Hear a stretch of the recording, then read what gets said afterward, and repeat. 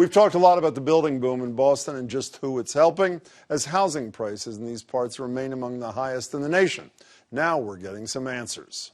A new report from the progressive Washington, D.C. think tank Institute for Policy Studies looked at 12 of the newer luxury buildings in Boston and found that more than a third of the units in them are owned by limited liability companies and trusts that keep the owners anonymous. 64% do not claim a residential tax exemption.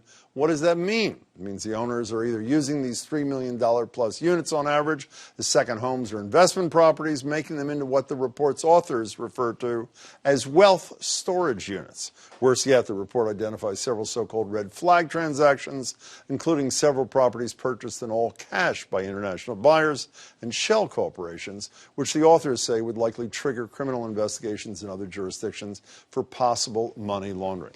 I'm joined now by Boston City Councilor Lydia Edwards. She's chair of that Committee on Housing and Community Development, former head of Mayor Marty Walsh's Office of Housing Stability. Good to see you, Councilor. Thank you very much. We're also joined by one of the co-authors of the report, Chuck Collins, who directs the program on inequality and the common good at the Institute for Policy Studies. His new book, by the way, is called Is Inequality in America Irreversible? Good to see you both. Let's clarify this again. Roughly a third don't claim a residential exemption. We have the 5 buildings with the highest percentage of not claiming it. We'll put up right now. What does that mean to you? What does that say? It's actually 2/3 don't claim a residential my apologies, exemption. 2/3, yeah. And that means that they're saying this is not our primary home. We're not going to get the tax break that those of us who are homeowners in Boston claim to live here. Is the tax break significant enough that people who are in the upper economic strata even care to file for it? Is it possible that they're not even, who needs the money? I guess the average tax break is about $2,000, which maybe is just a day of wine for some people. No, but I don't mean that facetiously. I mean, it may undercut the thesis, though, may it not? That's right. That maybe there are more people who are living here. They're just not, the $2,000 doesn't mean that much to them. But I think most people would say $2,000. In their case, it's probably even more substantial deduction if they actually took it. It would be, worth $5,000 or $10,000. So that means something. Everybody reads this morning, and it's eye-opening. I mean, everybody is shaking their head. But what does it mean for the critical issue? What does it mean for affordable housing in our city? What it means in general is for the city that we're building, who we're building it for. That's what the question is, that we are building a great deal, that we are building these skyscrapers, that we're building all of these units, and none of us are moving into them. That's the real question. And I think that this really shines a light on what a lot of people have been wondering anyway, saying, who is living in those buildings? Who is the new Boston? And that's, I think, for us, for many of us who've in our guts, we knew something wasn't right. This is really showing why it's not right. Your former boss today, Mayor Walsh, said he wants to take a look at this. But when he was sitting a couple of feet away at the first debate, the only first televised debate with Tito Jackson, I guess he's the only one. The first question we asked was about housing. He proudly says 53,000 units by 2030. A lot of them are affordable. So it's possible. I don't know what his full response is going to be. Yeah. Might he say, well, listen, we don't like unoccupied units. We don't like foreign investors who aren't part of our community. But we're still straight ahead on our goal of building as many affordable housing units as we need. Is that plausible? Can they coexist, those two things? They can coexist. But the problem is that there's a disconnect. We are not dealing with the same market that we dealt with generations ago. To act like we can build our way out of it, maybe we could have in a different Boston. These units are not going to Bostonians. So if you build without actually saying who's occupying them, then you're not actually building and helping people stay. You're hoping, incidentally, that we'll have more affordable units.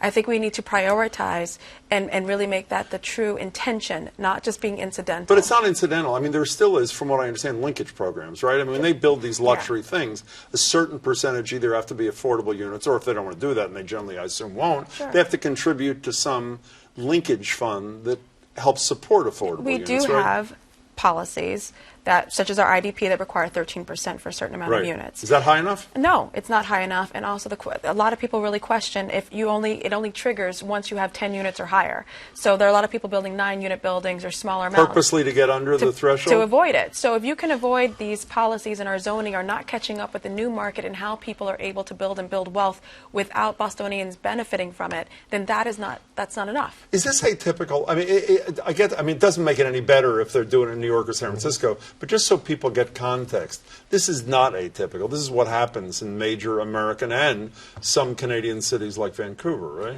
Yeah, I think that what's new is that there's sort of this extraordinary global wealth that's gushing into the United States and disrupting local housing markets.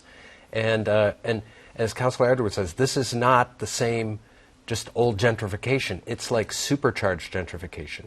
And I think the burden is really on the city to show us how is this going to do no harm, and how can this help or help more address Boston's acute crisis. Before we hear from the city and Marty Walsh, we've heard from the developers in the piece Tim Logan wrote this morning, and they're saying we don't like empty units. They say, people like Dick Friedman, who's building some of this stuff, is saying we do limit the amount of units that may be investment. Is that enough, or is that not enough for them to self-police, I guess, is what I'm saying, by limiting the number of units that can be purchased by investors?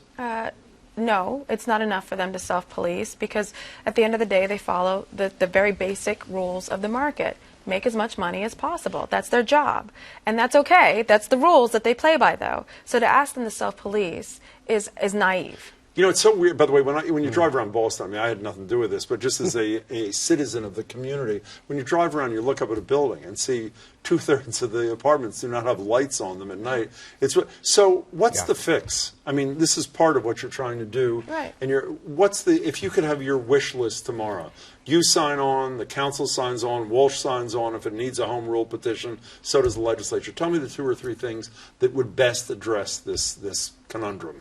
Well, right now, transparency, and I think the report pointed to that immediately, saying that when people file or when they try to own in Boston, they have a certain checkpoint in some government agencies saying who they actually are, right? Not just your LLC, who you want the world to see you as. Who are you? What's the argument against that? Is there any argument against that? I don't think so. I mean, people want to limit their liability, fine, but still do it. But say who you are.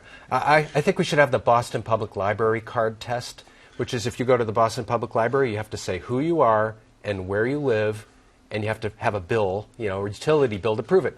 We should have the same for owning luxury real estate. Okay, so what's the second thing? Transparency, step 1. What's step 2? Yeah. Well, I think you need to call a thing a thing. We are dealing with a speculative market. We are dealing with the new stock market, which happens to just be our apartments and buildings. So when you deal with that, you need to become the SEC in your housing policy. It's not enough to require minimums. When you're going to do luxury, when you're going to do big buildings, you tell developers to build in Boston, you build for all of us. That means that you're not going to get a waiver to necessarily not build affordable units in your beautiful high-rise. That means that you need to build for more of our middle class at rates that we can afford.